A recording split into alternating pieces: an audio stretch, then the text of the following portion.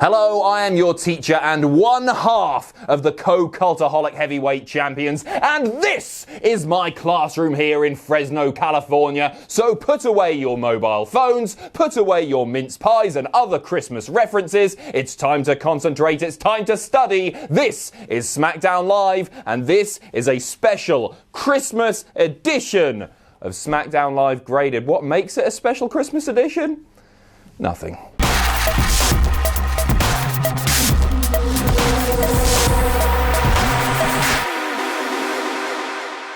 So the show opens with Cien addressing the entire SmackDown Live roster backstage at last night's show. He said the previous night on Raw, the McMahons had ushered in a new WWE, and SmackDown would be no different. They will be seeing new superstars, new matches. Just calm down, SmackDown's already okay. You don't need to make too many changes. Don't go mental, Cien. So those changes are going to start tonight. And what is the first change? The first change is that Paige is no longer SmackDown GM. But don't worry, she's not going anywhere. She's got a new role. What is that new role, Cien?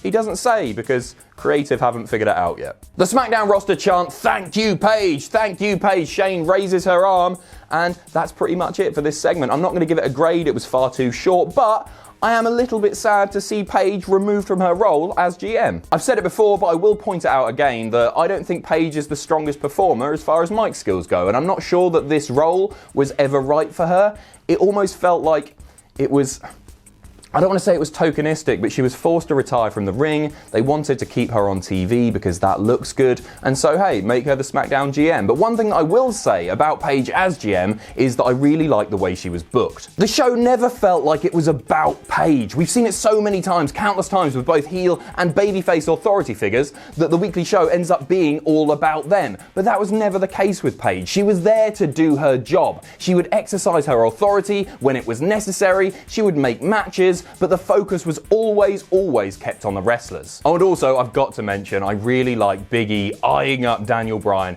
as he eats a piece of Miz. Miz eats a piece of Miz. Didn't eat a piece of Miz, ate a piece of meat. Let's move on. To the ring, and out comes the man, Becky Lynch. She says she doesn't care who's running the show. She complains about Ronda Rousey costing her the women's title at TLC, and then is quickly interrupted by the woman, Charlotte Flair. Charlotte says that it was her win that Ronda cocked up, and she was about to become 8-time women's champion, and then she's interrupted by Asuka. So Asuka comes out, says that she's the champion now, and then out comes Vince McMahon. That's right, Vince remembers that SmackDown exists. Of course he does. There's $1 billion coming his way. He wishes all of us a very Merry Christmas. Thanks a lot, Vince. And says congratulations to Asuka. Vince says that anything goes in a TLC match, it was no DQ, and that Charlotte and Becky should just get over it. But how would you like a title match right now? Asuka one-on-one with Naomi. So a solid promo which gets a B- from me. Lynch and Flair starting to be pushed out of the title picture to focus on Ronda Rousey. That of course makes sense, although we'll likely see one more match involving probably those two and Asuka, which I'm all for. One thing that I especially liked about this is Vince McMahon being the one to set up the women's title match, not just because we don't see him on SmackDown very often, but also because he rarely gets involved in the women's division. That's very much been Stephanie's job, and for him to do this certainly made it feel more special. Also, I'm interested to see if they continue to push a narrative that they touched upon last night, that Asuka is just a paper champion, that she was gifted the belt by Ronda Rousey when Ronda interfered in the TLC match, pushing the ladder over. It didn't sit quite right with me. That's the way it looked to me. I get it. From a storyline perspective, totally get it. Ronda's got beef with Becky, she's got beef with Charlotte. That makes total sense. But for Asuka's first main roster title win and the first ever women's TLC match, it just didn't quite work for me. But the fact that they're bringing this up, the fact that Asuka is a paper champion, to me is a very good thing. They're addressing those issues. And fingers crossed, I think this suggests anyway, that this is going to lead to a string of decent title defenses and hopefully convincing wins. Onto the match, which was just a decent TV match. More competitive than I would have liked it to be. I think Asuka could have done with a stronger win after the shenanigans at TLC, but it was alright. Asuka and Naomi have decent chemistry. Asuka ends up picking up the win with the Asuka lock as Becky Lynch and Charlotte Flair watch on from ringside. The match gets a C+. It does worry me a little bit that after Becky and Charlotte are out of the title picture, that Asuka's not really going to have anyone to feud with. with any credibility. She beat maybe the only woman with any credibility last night in Naomi. There's not really anyone that I can think of on the roster. They might have to bring some people over from Raw, or, you know, just start building some people up on SmackDown. My nomination, she did fantastically in that Battle Royal, Sonya Deville. I think she's a future star. Sonya. Next up, it's time for Samoa Joe's apology. I wonder how this one's going to turn out. So out comes Jeff Hardy. He's in a really good mood. He's singing his own entrance theme. Watch it back. He's on the ramp going, butter, butter, butter, butter, butter, butter. Anyway, he gets the mic and he says that, yeah, he's been weak in the past, but that was then, this is now. Out comes Joe, who says that he's sorry. He's sorry because this isn't an apology. It's an intervention. Fantastic, love this already. Joe says that both he and the WWE Universe as a whole are worried about Jeff, and they think that his demons might be coming back. And then Jeff says, the only reason that you attack other people's weaknesses, Samoa Joe, is because you've been here for 2 years and you've never won a title. So Joe's all pissed off. He tries to attack Jeff, but Jeff hits him with a Twist of Fate stunner, and that's your lot. I'm giving this a B+. When it was announced that Samoa Joe would be apologizing, in my mind it was pretty obvious that Samoa Joe would be coming out of this exchange on top. But that's not the case, and I really like that. It was short, it was sweet, it was effective, did its job. Next to the ring is The Miz, or The Meat, as I'm now going to call him, and earlier in the night he had asked for Vince's blessing to tag with Vince's son Shane McMahon, and Vince said, it's alright, I'll find you a partner. It turns out that that partner is, drumroll please, it's Mandy Rose. And The Miz and Mandy Rose, The Meat and Mandy Rose will take on the team of R-Truth and Carmella, the winners of the Mixed Match Challenge. A really short, average match which gets a C. I can't help but feel like this match was only really set up so R-Truth could mistake Mandy Rose for Maurice, but there you go. I do feel like the Mixed Match Challenge was devalued a little bit by having R-Truth and Carmella get beat, but then again, I don't care about the Mixed Match Challenge, and nor do you, so let's move on. Next up, out come the Usos, who point out that they weren't pinned at TLC, and they call out the SmackDown Live Tag Champs, The Bar, but The Bar don't come out. Instead, who comes out?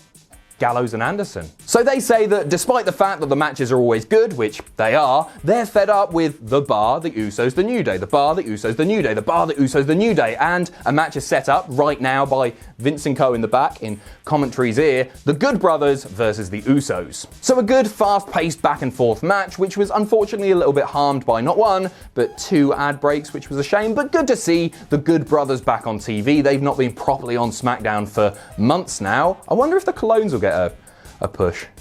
Nah. As Jimmy Uso goes up for the splash, the Bar's music hits, they start walking down the ramp, but that's not it. Out comes SAnitY out of nowhere. They ruin everything, except they don't ruin everything. They make everything better by trashing everything and everyone. So after SAnitY have trashed everything, they eye up the tag champs, The Bar, which I guess pisses The Bar off because then they run into the ring and trash everything for the lols. And the match itself was good, gets a B, but I'm gonna up that to a B+. That was really aggressive, wasn't it? I'm gonna up that to a B+ because I like the finish so much. It worked for absolutely everyone. So, Gallows and Anderson, they pushed the Usos to their limits. They're back on TV, that's good. The Usos, they always look good. The Bar get their heat back by trashing everyone, and SAnitY look deranged and psychotic, and finally, most importantly, a legitimate threat. Main event time, and the new Daniel Bryan tags with Andrade, Cien, Almas to take on the team of AJ Styles and new SmackDown superstar Mustafa Ali. He had a great match with Daniel Bryan on last week's SmackDown, so great to see him full-time on the roster. Before the match, the new Daniel Bryan grabs the mic and insults the fans. He talks about their unnecessary consumption and says that Fresno is the #1 polluting city in all of California. Shame, shame, shame. I saw some people online saying this went on for too long, but I don't think it did at all. By the end of it, I was getting annoyed, I was getting pissed off. he did his job. So onto the match itself, you sort of don't need me to tell you that this was a great match given the talent involved, so I'm just going to run down a few of my favourite parts. Bryan immediately tagging in Almas to wind up Styles, AJ catapulting Mustafa over the top rope to take out Bryan and Almas, Bryan going for submission hold after submission hold on Mustafa, painting Mustafa as the valiant babyface underdog really effectively. I'm loving Daniel Bryan's new, methodical, less exciting style of offense. And finally, everything Andrade Cien Almas does. The guy is magnificent. He's so vicious, so legit in the ring, and he's going to be huge. And yeah, he's my boy on SmackDown. And it's so good to see him back on TV. The finish was lovely. AJ Styles hits the phenomenal forearm, and then Mustafa Ali hits the 054 on Daniel Bryan, the WWE champion, to pick up the win. What a push on your second night on SmackDown. Fantastic stuff, a great match. I'm gonna give the match an A-. Really enjoyed it from start to finish. There was a slight botch with the finish when Mustafa hits the inverted 450, the 054, and he landed super hard on Bryan. You actually hear him apologise to Bryan when he's making the cover, but overall, it wasn't too noticeable, and yeah, really fun end to SmackDown. So unlike Raw, SmackDown has been good for quite a while, and we don't have too many complaints, but the complaints that we do have were mostly addressed last night, and they revolve around talent not being properly utilised or not appearing at all, and those were addressed. We saw Almas, we saw SAnitY, we saw Gallows and Anderson, we saw sensible booking, we saw a great main event, and Christmas spirit and all that. I'm going to give this one an A-. It was a great episode of SmackDown. So that's it, the last SmackDown graded of the year, and I normally finish with a joke here. I'm not going to do that this week. I just want to say thank you so much for your support over the last year and a bit. We're so lucky to have supportive fans who are passionate about wrestling and make our jobs so fun to do. Even when we disagree, the love's still there. So happy holidays, happy new year, all of that. Thank you. Actually, before I go, I just want to say that I really hope that you get what you asked for from Santa this year. I've asked for an HP 35 calculator. Can we throw a picture of that up? I know what you're thinking. It's not a good looking calculator. Well, it may be ugly, but it's what's on the inside that counts. See you next year.